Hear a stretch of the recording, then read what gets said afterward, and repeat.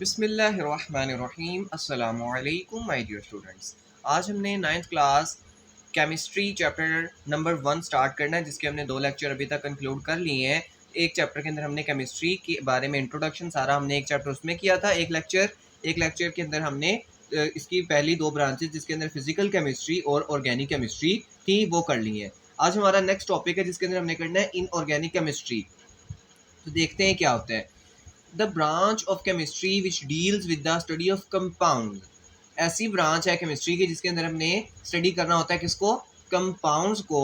Other than hydrocarbons, other than hydrocarbons is called organic chemistry. यानी कि आसान अल्फाज के अंदर हमने ऑर्गेनिक केमिस्ट्री में ये पढ़ा था कि ऑर्गेनिक केमिस्ट्री के अंदर हम उन सारे कंपाउंड को स्टडी करते हैं जो कि कौन से हैं? हाइड्रोकार्बन्स। हाइड्रोकार्बन्स वो कंपाउंड होते हैं जिसके अंदर कार्बन और हाइड्रोजन एट अ टाइम पाए जाते हैं। तो सिर्फ कार्बन और हाइड्रोजन के कंपाउंड्स को पढ़ने के लिए हमने जो ब्रांच बनाई थी वो बनाई थी ऑर्गेनिक केमिस्ट्री। अब इस कंपाउंड्स के अलावा यानी ऑर्गेनिक कंपाउंड्स के अलावा बाकी इस दुनिया में जितने भी बकाया सारे कंपाउंड्स बचते हैं सबको पढ़ने के लिए जो ब्रांच है वो रह जाती है हमारे पास इनऑर्गेनिक केमिस्ट्री। ठीक है, तो the branch of chemistry which deals with the study of compound other than hydrocarbon. ठीक है, अदर देन हाइड्रोकार्बन यानी कि वो कंपाउंड जिसके अंदर कार्बन या तो हो ही ना, अगर हो तो वो हाइड्रोजन के साथ ना पाया जाए, वो सारे कंपाउंड इनऑर्गेनिक कंपाउंड्स होते हैं। उनको हम पढ़ते हैं इनऑर्गेनिक केमिस्ट्री में। इस ब्रांच के अंदर हमने इन कंपाउंड्स की पढ़नी होती है सिंथेसिस, आपकी किताब के मुताबिक। यानी कि वो सारे कंपाउंड, इन सब कंपाउंड को कैसे ये बनाए जाते हैं। अगर सल्फ्यूरिक एसिड है तो ये एसिड किस तरह बनाया जाएगा इंडस्ट्री में या फैक्ट्री में। अगर आपने सल्फ्यूरिक एसिड बनाना है तो उसका बनाने का तरीका क्या होगा, क्या क्या चीज़ें चाहिए होंगी, ये सारा तरीका सिंथेसिस, इस चीज़ को कहते हैं सिंथेसिस। उसके बाद कंपोजिशन, हमने इसकी कंपोजिशन स्टडी करनी है। मैंने केमिस्ट्री का जो फर्स्ट लेक्चर था उसके अंदर कंपोजिशन को बड़ी डिटेल से डिस्कस किया है कि कंपोजिशन क्या होता है। कंपोजिशन का मतलब होता है कि वो चीज़ किस चीज़ से बनी हुई है। ठीक है, फॉर एग्जांपल हम सल्फ्यूरिक एसिड की एग्जांपल के साथ ही आज चलेंगे। अगर सल्फ्यूरिक एसिड है तो वो किन चीज़ों से बना हुआ है। ठीक है, उसके अंदर क्या क्या चीज़ें पाई जाती हैं? उसके अंदर हाइड्रोजन, सल्फर और ऑक्सीजन पाए जाते हैं। हाइड्रोजन की क्वांटिटी 2 एटम्स होती है। ठीक है, उसके बाद सल्फर की क्वांटिटी 1 एटम होती है, ऑक्सीजन की क्वांटिटी 4 एटम्स होती है। इसको कहते हैं कंपोजिशन। इसके अलावा कंपोजिशन के अलावा अब हम इसको कंपोजिशन को मजीद यहाँ पे डिस्कस नहीं करने वाला क्योंकि इससे पहले हम कर चुके हैं। सिंथेसिस, कंपोजिशन, उसके बाद इसकी प्रॉपर्टीज को स्टडी करते हैं। किस चीज़ की प्रॉपर्टीज को? सारे के सारे इनऑर्गेनिक कंपाउंड्स की। सारे ऑर्गेनिक कंपाउंड्स की प्रॉपर्टीज, सिंथेसिस, उनकी कंपोजिशन हम ऑर्गेनिक केमिस्ट्री में स्टडी करते हैं। इनऑर्गेनिक केमिस्ट्री के अंदर हम इनऑर्गेनिक कंपाउंड यानी कि वो कंपाउंड जिसके अंदर हाइड्रोजन और कार्बन एक साथ नहीं पाया जा रहा उनकी चीज़ें स्टडी करते हैं। सिंथेसिस स्टडी करते हैं, कंपोजिशन स्टडी करते हैं, उसके अलावा इसकी प्रॉपर्टी स्टडी करते हैं, इसका एंड इट्स स्ट्रक्चर, इसका स्ट्रक्चर स्टडी करते हैं कि किस तरह बना हुआ है। ठीक है, उसके अलावा अगर हम इसकी एग्जांपल लें तो कौन कौन सी चीज़ें इनऑर्गेनिक कंपाउंड्स के अंदर शामिल हो सकती हैं। एग्जांपल की बात करें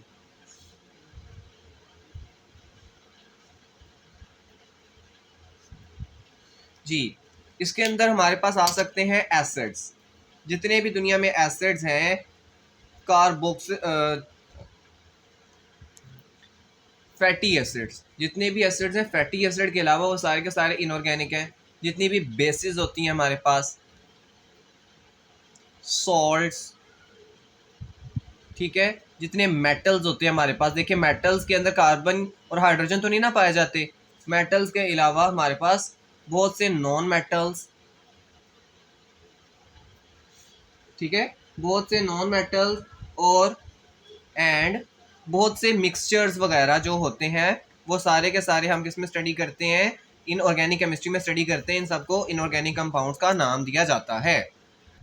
अच्छा जी माय डियर स्टूडेंट्स, नेक्स्ट हमारे पास आ जाता है एनवायरमेंटल केमिस्ट्री। इसको हम देखते हैं कि एनवायरमेंटल केमिस्ट्री क्या होता है। The branch of chemistry which deals with the study of chemical and biochemical phenomena that occur in environment is called environmental chemistry। अगर इस ब्रांच को जो डेफिनेशन लिखी है इसको एक्सप्लेन करने से पहले मैं आपको इससे भी एक मज़ेदार चीज़ बता देता हूँ ताकि आपको इनकी आसान चीज़ बता देता हूँ आपको।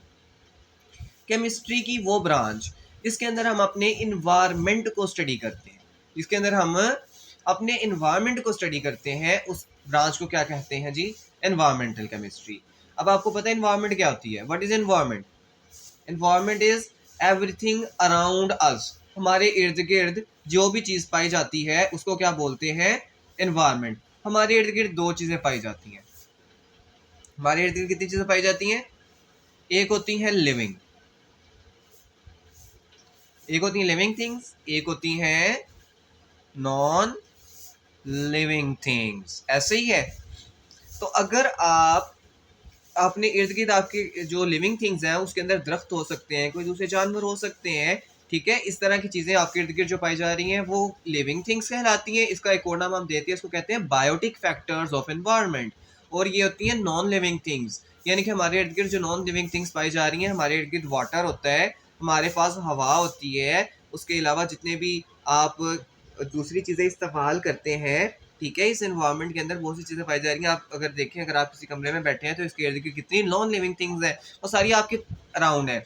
आपके कमरे के अंदर बहुत से जानवर भी होंगे जिसके अंदर कुछ चूंटियां होंगी, कुछ मक्खियां, कुछ मच्छरियां, कुछ लिजर्ड्स भी हो सकती हैं। तो ये आपके एनवायरनमेंट का लिविंग पार्ट है। उसके अलावा आपके कमरे के अंदर इसके अलावा जो नॉन लिविंग थिंग्स है उसके अंदर हवा हो सकती है, वाटर हो सकता है, उसके अलावा बहुत से पत्थर हैं, उसके बाद मट्टी है, ये सारे के सारे नॉन लिविंग पार्ट है आपका एनवायरनमेंट का। तो एनवायरनमेंट के अंदर दो चीजें होती हैं, एक लिविंग पार्ट होता है, एक नॉन लिविंग पार्ट होता है, ठीक है। तो इसको कहते हैं एनवायरनमेंट। अब समझ आइए आपको कि एनवायरनमेंट क्या होता है। एवरीथिंग अराउंड अस, हमारे इर्द गिर्द जो भी चीज होती है उसको क्या कहते हैं? एनवायरनमेंट। और एनवायरनमेंट के दो पार्ट्स होते हैं, एक लिविंग और एक नॉन लिविंग। अच्छा जी, अब जब आप किसी लिविंग ऑर्गेनिज्म के अंदर कुछ जो हो रहा है उसको स्टडी करते हैं तो उसको कहते हैं बायोकेमिकल फिनोमिना, ठीक है। फॉर एग्जाम्पल, इंसान सांस लेते हैं जिसकी वजह से क्या करते हैं, वो ऑक्सीजन को आप अपनी बॉडी के अंदर इनहेल करते हैं और कार्बन डाइऑक्साइड को रिलीज कर देते हैं। इसी तरह जो प्लांट्स होते हैं वो कार्बन डाइऑक्साइड को क्या करते हैं, अपने अंदर एब्जॉर्ब करते हैं, इनहेल करते हैं और ऑक्सीजन को रिमूव कर देते हैं, ठीक है। ये एक केमिकल प्रोसेस हो रहा है जिसके अंदर कुछ ऑर्गेनिज्म एक एनवायरनमेंट से कोई गैसेस ले रहा है और उसके नतीजे में कोई दूसरी गैसेस उसको दे रहा है। इस तरह के प्रोसेस को जब हम पढ़ते हैं तो उसको कहते हैं बायोकेमिकल प्रोसेस, ठीक है, बायोकेमिकल फिनोमिना, ठीक है। और उसके अलावा अगर आप किसी नॉन लिविंग थिंग का कोई प्रोसेस पढ़ रहे हैं, जैसे हवा चलने का प्रोसेस, किसी अर्थ के बारे में, उसकी जो अर्थ का स्ट्रक्चर होता है, सारी चीज़ें अगर इस तरह की कोई स्टडी करते हैं तो वो क्या कहलाता है? केमिकल फिनोमिना, केमिकल फिनोमिना, ठीक है। तो इसके अंदर आपने एनवायरनमेंट को पढ़ना होता है, लिविंग थिंग्स को भी, नॉन लिविंग थिंग्स को भी। जब आप नॉन लिविंग थिंग्स को पढ़ते हैं आप इसको कहते हैं chemical phenomena occurring environment. For example, आप ये रोज बात करते हैं कि जो आपकी इन्वायरमेंट है उसके अंदर पोल्यूशन ज़्यादा होती जा रही है। तो अब पोल्यूशन किस वजह से होती है? कुछ केमिकल कंपाउंड्स की वजह से। कुछ हार्मफुल केमिकल्स ऐसे होते हैं जो कि हमारी इन्वायरमेंट में, हमारे लिविंग नॉन लिविंग पार्ट के अंदर, जैसे एयर के अंदर, हमारी वाटर के अंदर कुछ नॉन लिविंग और कुछ ऐसे कंपाउंड्स मिक्स हो जाते हैं जो कि हार्मफुल होते हैं, ठीक है। तो इस चीज़ को स्टडी करते हैं हम एनवायरमेंटल केमिस्ट्री में। इसके अंदर हम किसको स्टडी करते हैं? पोल्यूशन को। ये भी इन्वायरमेंटल केमिस्ट्री का एक हिस्सा है। अब पोल्यूशन हो गई है, हमने इसको रिकवर कैसे करना है, पोल्यूशन को कम कैसे करना है, ये सारे तरीके भी हम किस में पढ़ेंगे? एनवायरमेंटल केमिस्ट्री में, ठीक है। तो वो केमिस्ट्री की ब्रांच जिसके अंदर हम अपने एनवायरमेंट को स्टडी करते हैं वो क्या कहलाती है? Environmental chemistry. तो माय डियर स्टूडेंट्स, ये आपके सामने हमारी आज की थर्ड ब्रांच जो कि है एनालिटिकल केमिस्ट्री। अच्छा, ये मुझे बहुत ज़्यादा पसंद है। देखिएगा ज़रा इसमें क्या होता है। The branch of chemistry which deals with the analysis of different substances. अभी एनालिसिस क्या चीज़ है इसको ज़रा देखते हैं। फॉर एग्जांपल, मैं आपको एक, ये चीज़ है, इस डब्बे में कोई चीज़ है, ये मैं आपको दे देता हूँ और मैं आपको कहता हूँ मुझे बताओ भाई इसके अंदर क्या चीज़ है। अब आपको नहीं पता उसके अंदर क्या चीज़ है, आप उसको डिफरेंट टेस्ट करते हैं। टेस्ट करने के बाद आप बताते हैं कि भाई इसके अंदर जो कंपाउंड है उसको हम कहते हैं H2SO4। ये सल्फ्यूरिक एसिड है, ठीक है। इसका फार्मूला ये है, इसका नेम सल्फ्यूरिक एसिड है। आपने ये कैसे टेस्ट किया? आपने ये बहुत से डिफरेंट टेस्ट परफॉर्म किए केमिस्ट्री के, जिससे आपको पता चला कि ये एक एसिड है, इसका नाम ये है, इसका फार्मूला ये है। तो जी, केमिस्ट्री की वो ब्रांच जिसके अंदर आपको कोई अननोन चीज़ मिले और आप उसको देखें कि ये क्या चीज़ है, ये किस चीज़ से मिलके बनी है, इसके अंदर क्या क्या चीज़ें पाई जा रही हैं, तो उस केमिस्ट्री की ब्रांच को क्या कहते हैं? Analytical chemistry. जी, यही वो ब्रांच है जिससे साइंटिस्ट ने आज तक चीज़ों का पता लगाया है। जितनी भी चीज़ें दुनिया में नई दरियाफ्त होती हैं, जितनी भी चीज़ें नहीं मिलती हैं, वो एनालिटिकल केमिस्ट्री वालों के पास ही जाती हैं। वो फिर बाद में पता लगाते हैं कि आखिर ये क्या चीज़ है। आपने अक्सर सोचा है ना, होगा ना, कि भाई अगर कोई चीज़ ऐसी है कि हमें कोई मिल जाती है, कोई दरियाफ्त हो जाती है, हमें कैसे पता चलेगा कि वो चीज़ क्या है? तो वो किस तरह हमें पता लगाते हैं, वो एनालिटिकल केमिस्ट्री वाले डिफरेंट टेस्ट परफॉर्म करते हैं। उन टेस्ट की बेस के ऊपर वो डिसाइड करते हैं कि कोई चीज़ क्या है। जब आप एफएससी में जाते हैं तो उसके अंदर आपने प्रैक्टिकल देने होते हैं। उसके अंदर आपको कोई अननोन सॉल्ट, दुनिया में सिर्फ नमक वो जो आपके घर पे यूज़ होता है वही सॉल्ट नहीं है। इस दुनिया में बहुत से सॉल्ट्स हैं, ठीक है, जिसके डिफरेंट कलर्स भी होते हैं। वो स्टूडेंट्स को प्रोवाइड कर दिया जाता है, सॉल्ट का नाम रख दिया जाता है, it is salt A, it is salt A. अब वो स्टूडेंट को कहा जाता है कि भाई बताओ कि ये सॉल्ट कौन सा है। ये क्वेश्चन 10 नंबर का होता है। अब पूरी लैब के अंदर जितने केमिकल्स पड़े होते हैं, स्टूडेंट्स क्या करते हैं, उन केमिकल्स के जरिए उस सॉल्ट का टेस्ट करते हैं और एंड पे वो बताते हैं कि ये सॉल्ट कौन सा था। कोई भी सॉल्ट उसका नाम बता देते हैं, जोन सा भी वो सॉल्ट होता है। इस चीज़ के उनको 10 नंबर मिलते हैं। तो ये जो जितने भी इसके टेक्निक्स होती हैं वो आप आगे जाके पढ़ते हैं। लेकिन अभी आपके लिए सिर्फ जानना इतना ही ज़रूरी है कि कोई ऐसी ब्रांच है जिसके अंदर हम किसी चीज़ को क्या स्टडी करते हैं, कि वो चीज़ उसकी एनालिसिस करते हैं कि वो चीज़ क्या है। एनालिसिस का मतलब होता है कि ये चीज़ क्या है, ये चीज़ किससे मिलके बनी है। फॉर एग्जाम्पल मैं आपको अगर एनालिसिस केमिस्ट्री के अलावा भी आपको बताऊँ इंग्लिश के ट्रांसलेशन में, तो ये क्या होगा कि अगर मैं आपको कोई चीज़ दे दूँ और आपके सामने रख दूँ और आपको कहूँ इसको एनालाइज करो, कोई पिक्चर हो, उसको मैं कहूँ आपको एनालाइज करो, तो आप उसके अंदर देखेंगे इसके अंदर क्या क्या है। इसके अंदर दो लड़के हैं जो खेल रहे हैं, इस तरह इसको एनालाइज कहते हैं कि किसी चीज़ को देखना और उससे कुछ रिजल्ट निकालना। इसी तरह इसके अंदर भी हम एनालाइज करते हैं किसी कंपाउंड को कि वो कंपाउंड क्या है, ठीक है। अब इसके अंदर आपकी किताब के मुताबिक इसके अंदर इन्वॉल्व होता है किसी भी कंपाउंड की, इट इन्वॉल्व आइडेंटिफिकेशन।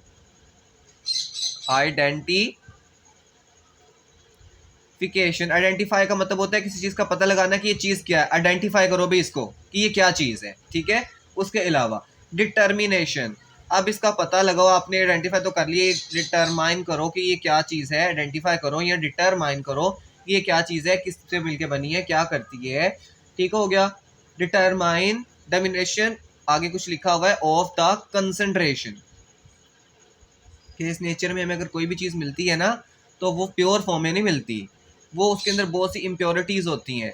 तो आपने इन इम्प्योरिटीज़ को ख़त्म करना होता है। उसके अलावा हम क्या चेक करते हैं, डिटर्मिनेशन ऑफ द कंसंट्रेशन, कि वो कितनी अमाउंट में हमारे पास पाई जा रही है, कितनी अमाउंट में नहीं पाई जा रही। लैब में जब जब भी आप कोई एक्सपेरिमेंट परफॉर्म करते हैं, उसके अंदर जो आपको एसिड्स मिलते हैं उसके अंदर बहुत ज़्यादा वाटर मिला होता है। अबाउट, अगर कोई वो 1 लीटर आपके पास है तो उसके अंदर 1 लीटर के अंदर जब उन्होंने बनाया होगा तो 1 लीटर एसिड डाला होगा और 100 लीटर्स वाटर डाला होगा। इतना ज़्यादा डाइल्यूट करके देते हैं। तो आपने उसकी कंसंट्रेशन को भी डिटरमाइन करना होता है। आपको वो एसिड दे दिया जाता है, वो पूछते हैं बताओ इसके अंदर एसिड कितना है और पानी कितना है, आपने वो भी फाइंड करना होता है, ठीक है। Determination of the concentration.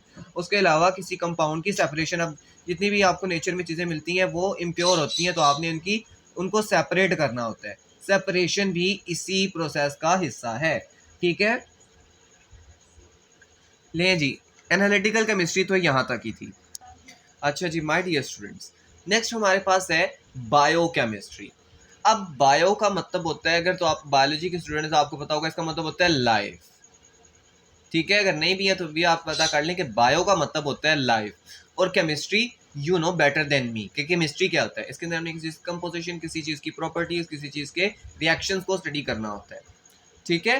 तो बायोकेमिस्ट्री का मतलब ये हुआ कि केमिस्ट्री की वो ब्रांच जिसके अंदर हमने किस चीज़ की रिएक्शंस को स्टडी करना है जो कि किसी लाइफ यानी कि लिविंग ऑर्गेनिजम्स के अंदर हो रहे हैं। It is a branch of chemistry, it is a branch of chemistry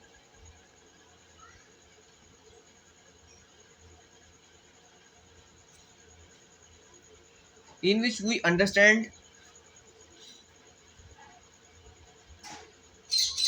in which we understand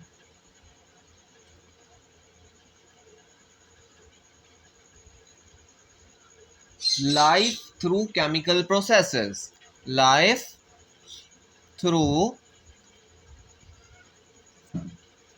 chemical processes, कि आपने लाइफ को केमिकल प्रोसेसेस के जरिए समझना होता है।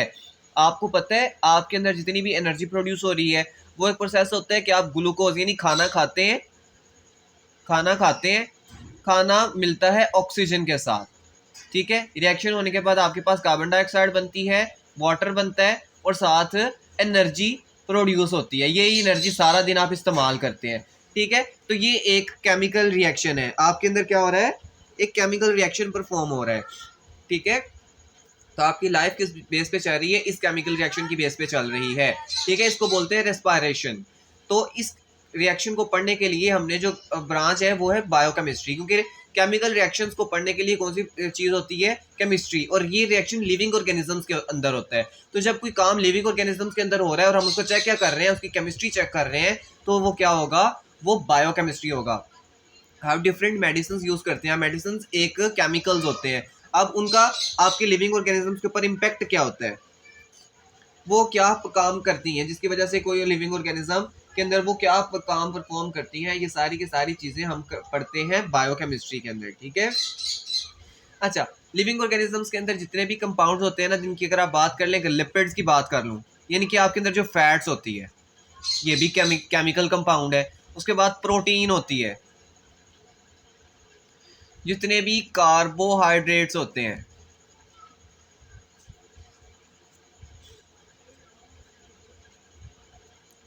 उसके अलावा जितने भी आपके पास वाइटामिन्स होते हैं और भी इस वगैरह जितने भी इस तरह के कंपाउंड्स होते हैं, वो सारे के सारे केमिकल कंपाउंड्स होते हैं, सारे के सारे केमिकल कंपाउंड्स होते हैं। तो जब इन केमिकल कंपाउंड्स किसके अंदर पाए जा रहे हैं, लिविंग ऑर्गेनिज्म के अंदर, लिविंग ऑर्गेनिज्म के अंदर।